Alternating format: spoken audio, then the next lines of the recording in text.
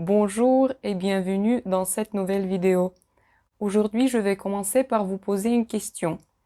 Quelle est la bonne forme du participe passé dans la phrase que vous voyez? Соль растворилась в воде.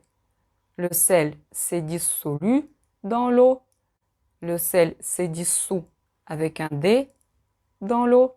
Le sel s'est dissous avec un T ou bien le sel s'est dissous avec un S. Comme vous l'avez sans doute deviné, cette fois-ci, nous allons parler du verbe dissoudre et plus précisément de son participe passé. Alors, dissoudre est un verbe du troisième groupe qui signifie de désagréger un corps solide ou un corps gazeux en supprimant la cohésion de ses composants au moyen d'un liquide. En russe, растворять, разлагать, расформировывать. C'est un verbe transitif direct, donc dans la plupart des cas, il est suivi d'un complément d'objet direct. Par exemple, on peut dire l'eau dissout le sucre. Mais il existe aussi une forme pronominale, le verbe se dissoudre. En revenant à l'exemple l'eau dissout le sucre, on pourrait exprimer la même idée en disant le sucre se dissout dans l'eau. Вода растворяет сахар или сахар растворяется в воде. Le verbe dissoudre a également un deuxième sens. Mettre légalement fin à une organisation, à une structure, à une association, une institution, un comité, un parti politique, etc., etc. En russe, расформировать, расторгнуть, распустить. Упразднить. Par exemple, on peut dissoudre un mariage.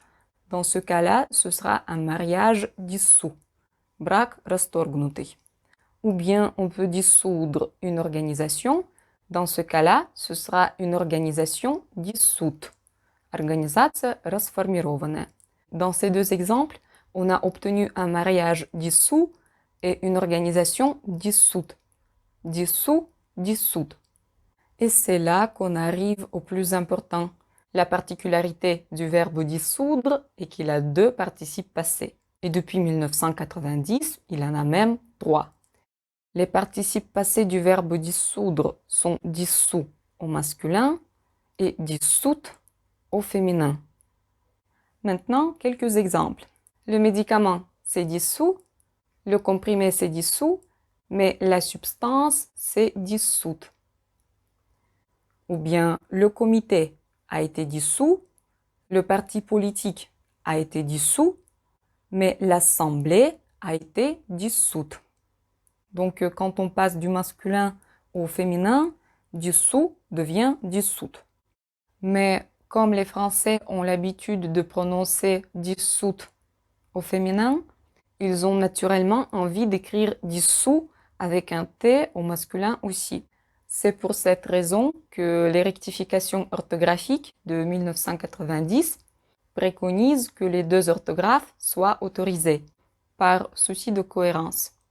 Vous pouvez désormais écrire dissous avec un T, en sachant que l'ancienne version, donc dissous avec un S, reste préférable dans l'orthographe traditionnelle. En résumé, dissous se termine par un T dans la nouvelle orthographe, ou dans l'orthographe rectifiée. Dissous se termine par un S en orthographe traditionnelle, dans l'ancienne orthographe. Et au féminin, ça reste toujours dissoute, que ce soit l'orthographe traditionnelle ou rectifiée. En tout cas, il ne faut surtout pas confondre dissous avec dissolu. Dissolu, c'est un adjectif.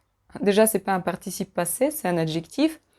Un adjectif qui est utilisé pour caractériser les personnes qui vivent dans la débauche.